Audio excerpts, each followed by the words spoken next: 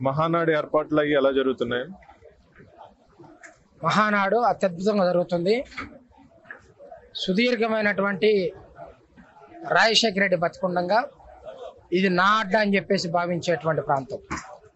జగన్మోహన్ రెడ్డి పదే పదే వైనాట్ కుప్పం అని చెప్పేసి విర్రవీగినటువంటి వ్యక్తి యొక్క ప్రాంతం.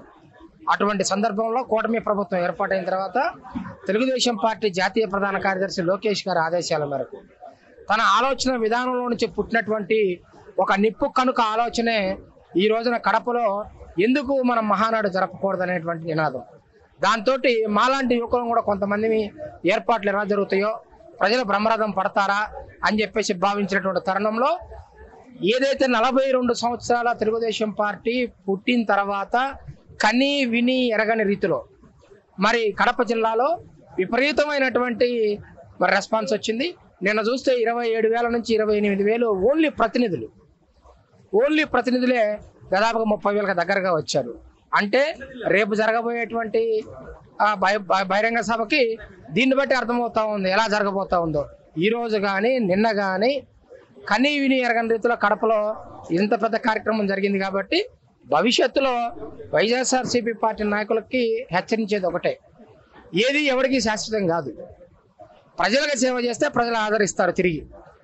అలా కాకుండా ఇది నా అడ్డ అని చెప్పేసి వైనాట్ కుప్పం అని చెప్పేసి మాట్లాడిన వాళ్ళకి అలా మాట్లాడిన నెల రోజుల్లోనే వైనాట్ కడప అని చెప్పేసి ప్రజలు రిప్లై ఇచ్చారు తెలుగుదేశం పార్టీ కంటే. అందుకే ఉదాహరణే రామ్ గోపాల్ రెడ్డి ఎమ్మెల్సీగా గెలవటం. ఏదైతే కడప, కర్నూలు, అనంతపూర్ జిల్లాల గ్రాడ్యుయేట్ ఎలక్షన్ జరిగిందో ఆ రోజునే తెలుగుదేశం పార్టీ రాష్ట్రంలో అధికారంలోకి వచ్చిందన్న విషయం అర్థమవుతా ఉంది.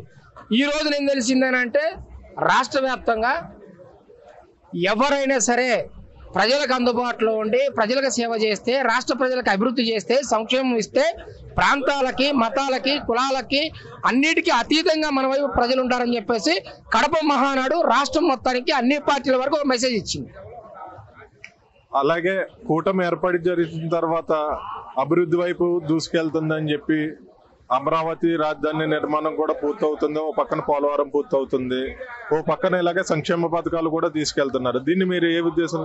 మేము చిన్నగా ఉన్నప్పుడు చంద్రబాబు నాయుడు గారు 2020 విజన్ అంటే మేము అనుకునే వాళ్ళం, ప్రజలు మనకు 5 సంవత్సరాలకు మ్యాండేట్ ఇచ్చారు, మనం 2020 గురించి ఆలోచించడం కరెక్టా అని. కానీ మన అధికారంలో ఉన్నా ప్రతిపక్షంలో ఉన్నా కూడా ప్రజలకి జవాబుదారీగా ఉండాలి అనుకున్నప్పుడు లాంగ్ విజన్ ఉండాలి. లాంగ్ విజన్ లేకుండా మనము ఏ కార్యక్రమం మొదలుపెట్టినా కూడా సరైనటువంటి ఫలితాలు రావు. అందుకు ఉదాహరణే ఈ రోజున మన చంద్రబాబు నాయుడు గారు మళ్ళీ 2047 అంటే తెలుగుదేశం పార్టీ అంటే దేశం రేపు ఆలోచించేటువంటి విషయాన్ని చంద్రబాబు నాయుడు గారు ఈరోజు ఆలోచిస్తూ ఉన్నారు. అందులో భాగంగా అనేక కార్యక్రమాలు, నందమూరి తారక రామారావు ఆహార భద్రత ఈ రోజు మాట్లాడుతూ ఉంటే ఆ రోజుల్లోనే ఆయన కిలో బియ్యం 2 రూపాయలకు తీసుకొచ్చారు. సో కాబట్టి తెలుగుదేశం పార్టీ ఒక పాలసీని తీసుకొస్తే దాన్ని దేశంలో ఇతర రాజకీయ పార్టీలు పాటిస్తూ ఉన్నాయి, కేంద్ర ప్రభుత్వం పాటిస్తూ ఉంది. కాబట్టి మేము ఏమంటామంటే 2047 ఏదైతే పీపవర్ ఉందో, మేము చిన్నగా ఉన్నప్పుడు ప్రజల వద్దకు పాలన, జన్మభూమి ఇలాంటి కార్యక్రమాలు తీసుకున్నప్పుడు స్వచ్ఛ ఆంధ్ర అని, ఈరోజు అదే స్వచ్ఛాంధ్ర కాస్త ఈరోజు స్వచ్ఛ భారత్ అయింది. నేనేమంటానంటే what India thinks tomorrow Chandrababu Naidu thinks today only. So అందరూ, అన్ని కులాలు, అన్ని మతాలు, అన్ని ప్రాంతాలు కూడా చంద్రబాబు నాయుడు గారు 10 కాలాల పాటు ఉంటే రాజకీయాలకి, కులాలకి, మతాలకి, ప్రాంతాలకు అతీతంగా ఈ రాష్ట్రం అభివృద్ధి చెందింది. గతంలో జరిగినటువంటి తప్పు మరొకసారి చేయొద్దు అని చెప్పేసి అర్థమైపోయింది.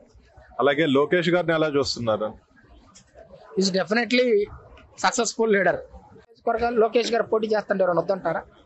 కానీ అటువంటి నియోజకవర్గాలకు వెళ్లకుండా తను పోటీ చేసినటువంటి నియోజకవర్గంలోనే మరలా ప్రజలకు మనం జవాబుదారిగా ఉండాలని చెప్పి అక్కడే పోటీ చేసి ఆ ప్రాంత ప్రజల సమస్యల పైన ఉన్నాడు. కాబట్టి మళ్ళా కూడా దాదాపు 1,00,000 మెజార్టీతో గెలవటం జరిగింది. మంగళగిరిలో కూడా అభివృద్ధి అది కూడా వేగంగా జరుగుతుంది అని చెప్పి అంటున్నారు. 150 కోట్లు ఖర్చు పెట్టారు లోకేష్ గారిని ఓడించాలి. లోకేష్ గారిని ఓడిస్తే చంద్రబాబు నాయుడు గారి ఇమేజ్ డ్యామేజ్ అవ్వాలి, చంద్రబాబు నాయుడు గారిని కొంచెం మానసికంగా ఇబ్బంది పెట్టాలని. బట్ ప్రజలు ఎలా లోకేష్ గారిని దగ్గరగా చూశారు అతను ఏంటి అని. కాబట్టి మంగళగిరిలో మన 94,000 వచ్చింది, రేపు 1,00,000 వస్తుంది. ఆ తర్వాత 1,20,000 వస్తుంది. చాలా మంది చాలా మాటలు మాట్లాడారు లోకేష్ గారి గురించి. మరి రేపొద్దున వచ్చి ఇదే ప్రతిపక్ష పార్టీ నాయకుడు జగన్ వచ్చి అక్కడ పోటీ చేయమనంటే మంగళగిరిలో ఆయన వైనాడు కుప్పం అన్నాడు కదా. చంద్రబాబు నాయుడు గారు రాజకీయాలకు దూరం అవ్వబోతున్నారు, చంద్రబాబు నాయుడు గారికి రాజకీయాలకు సెలవని చెప్పి కొంతమంది కొడాలి నాని లాంటి వాళ్ళు లేకపోతే వంశీ లాంటి వాళ్ళు మాట్లాడారు కదా. ఏమైంది ఈరోజు ఏమైంది?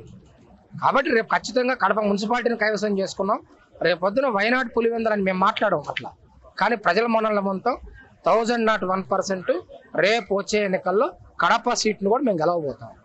అలాగే మహానాడు అంటే ప్రత్యేకత భోజనాలు కూడా ఉంటాయి. భోజనాల ఏర్పాట్లు ఈసారి ఎలాగ ఉండిపోతున్నాయి? స్పెషల్స్ కూడా ఎలాగ?